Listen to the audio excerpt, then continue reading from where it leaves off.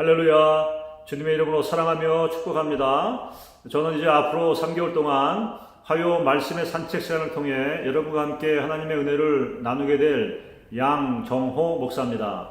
저는 오늘 시편 1편의 말씀을 가지고 복 있는 사람은 어떠한 삶을 살아야 될 것인가, 특별히 2021년도 우리가 살아보지 아니하고 가보지 않은 이 길을 갈 때에 복 있는 사람의 삶을 살아내기 위해서 무엇을 해야 될 것인가에 대해서 말씀을 나누기 원합니다. 시편 1편은 복 있는 사람은 악인의 길을 쫓지 아니하고 죄인의 길에 서지 아니하며 오만한 자의 자리에 앉지 아니하고 오직 여호와의 율법을 즐거워하여 그 율법을 주야로 묵상하는 자라고 말씀하고 있어요. 또한 여호수아서 1장 8절 말씀은 여호수아에게 이 율법책을 내 입에서 떠나지 말게 하며 주야로 그것을 묵상하고 그 가운데 기록한 대로 다 지켜 행하라. 그리하면 내 길이 평탄하게 될 것이라 내가 형통하리라라고 말씀하고 계십니다.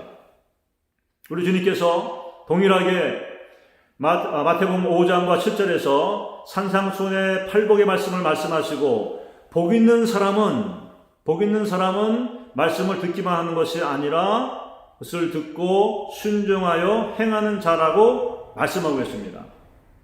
그럴 때 우리는 하나님께서 인정하시는 의인의 길을 가게 될 것이고 하나님이 축복하시는 형통한 삶을 살아냄으로 말미암아 그 삶을 통해 나 자신의 복을 받고 또 우리 사랑하는 가족과 주위 사람들에게 또 세상 가운데 하나님의 축복과 은혜와 사랑을 흘러보내는 축복의 통로와 같은 삶을 살아가게 될 줄로 믿습니다. 저와 여러분이 바로 그와 같은 삶의 주인공 되기를 정말 기도합니다. 자, 그러기 위해서 우리는 하나님의 말씀을 즐거워할 뿐 아니라 그 말씀을 주야로 묵상하는 것이 필요한데요. 우리가 주야로 묵상할 수 있기 위해서 필요한 전제 조건이 하나님의 말씀을 즐거워하는 그러한 자가 되어야 된다. 여러분의 묵상 시간은 어떠한가요? 그 하나님의 말씀을 즐거워하여 그 시간이 기다려지는가요? 아니면 그 시간이 그냥 의무적인 시간과 내가 정해진 시간 가운데 나가야 되는 그러한 시간인가요? 바라기는 그 시간이 정말 즐거운 시간이 되어서 그 시간 가운데 살아계신 하나님, 또 생명과 진리가 되어주고 말씀이신 살아계신 예수님을 대면하여 만나는 그러한 시간이 될 수 있기를 정말 간절히 바랍니다. 그럴 때에 저와 여러분의 심령 가운데 기쁨이 충만하게 되어지고 믿음이 증가되어지고 말씀을 통해 우리의 신앙이 성숙되어지게 될 줄로 믿습니다. 자, 이와 같은 삶으로 가기 위하여 전 두 가지를 말씀드리기 원합니다. 첫째는 뭐냐면 그 말씀 가운데 우리에게 선포되어지는 일반적인 진리들이 있습니다. 그리고 또 명령의 말씀들이 있어요. 그 말씀들에 대하여서 우리가 반응하는 것입니다. 예를 들면 요한복음 15장 9절 말씀에 이런 말씀이 있어요.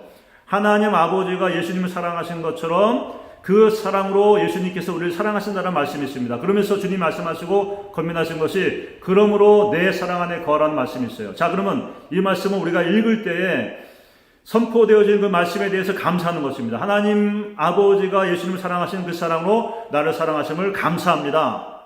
선포하고 그 다음에 그 하나님의 사랑을 나에게 더 계시하여 알리하여 주십시오라고 기도하는 것입니다.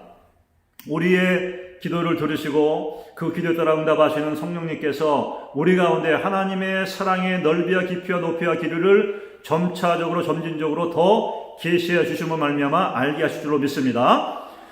그리고 순종할 때 나의 사랑 안에 거하라라는 말씀을 들을 때 내가 그 사랑 안에 거하겠습니다. 주님, 그 사랑 안에 거할 테니 나에게 그 사랑 안에 거할 수 있도록 은혜를 주십시오라고 기도하는 거예요.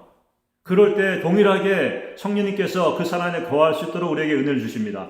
많은 여러 가지 장애물과 시험이 있고 여러 가지 그런 그 분주함과 우리를 유혹하는 것이 있지만 그럼에도 불구하고 우리가 기도할 때 성령님께서 우리에게 응답하셔서 그 사랑 안에 거할 수 있도록 도와주시는 겁니다. 그럴 때에 우리는 하나님의 말씀을 즐거워하게 되어지는 것이고 그 말씀을 주야로 묵상할 수 있는 자리에 나가게 되는 것입니다. 그러면 자동적으로 우리는 형통한 삶을 살게 되는 것이고 하나님이 인정하신 복된 삶, 또 의인의 삶, 축복된 삶을 살아내게 되는 것입니다. 그래서 우리는 복의 근원과 같이 나로 말미암아 우리 주위의 모든 사람들이 세상의 복을 받는 그러한 복된 삶을 살아가게 될 줄로 믿습니다. 그런 삶을 살게 되시기를 축원합니다.